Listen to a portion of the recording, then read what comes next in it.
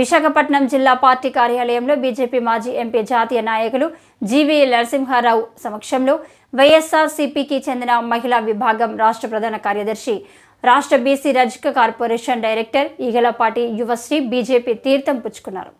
గాజువాక నియోజకవర్గ కన్వీనర్ కరణంరెడ్డి నరసింహారావు ఆధ్వర్యంలో గాజువాక శీలానగర్కి చెందిన యువశ్రీ తన అనుచరులతో కలిసి బీజేపీలో చేరారు. ఆమె గత 10 ఏళ్లుగా వైసీపీలో రాష్ట్రమంతా తిరిగి పనిచేశారు. యువశ్రీ మాట్లాడుతూ బీజేపీ సిద్ధాంతాలు, ప్రధాని మోదీ సుపరిపాలనకు ఆకర్షితురాలై తాను బీజేపీలో చేరానని చెప్పారు.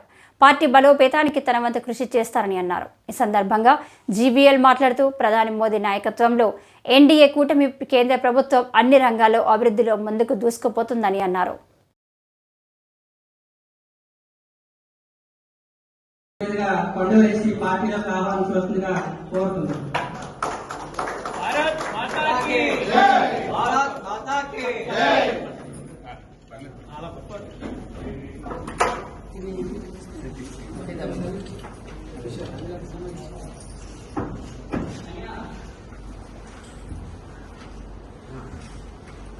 ఈగలపాటి తిరునాథ్ గారు,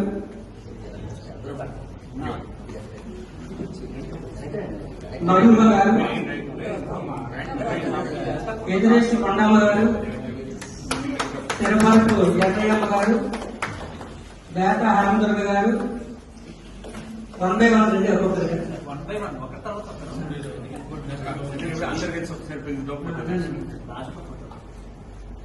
ఈగలపాటి మధు గారు, నెక్స్ట్ కొండమ్మ గారు,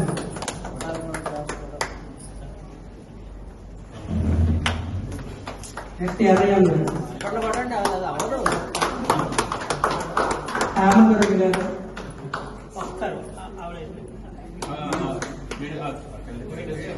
రవిశంకర్ గారు, ప్రతిమ గారు,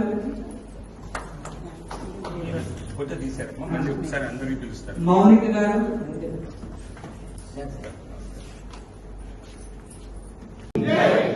భారత్ మాతా కీ మాతరం మాతరం వందే మాతరం మాతరం మాతరం వందే మాతరం.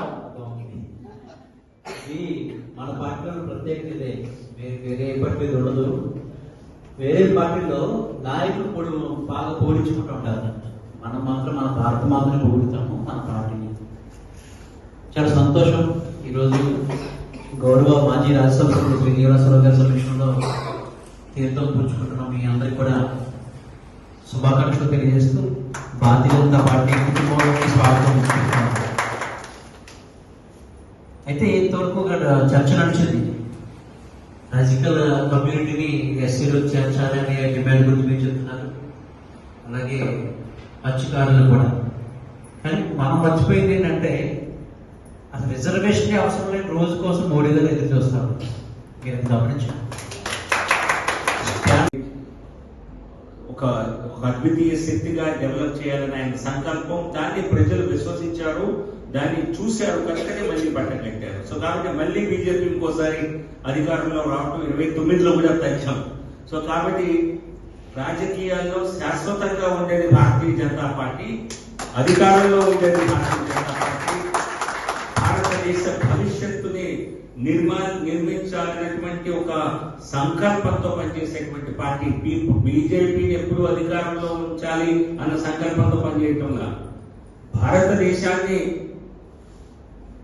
అద్వితీయ శక్తిగా అభివృద్ధి చెందాలి, డెవలప్ నేషన్ గా చేయాలి అనే ఒక జిజ్ఞాసతో, పట్టుదలతో, సంకల్పంతో చేస్తున్నాం కనుక ప్రజలు మళ్ళీ మళ్ళీ ఎన్నుకుంటున్నారు, మరొకసారి ఎన్నుకుంటారు.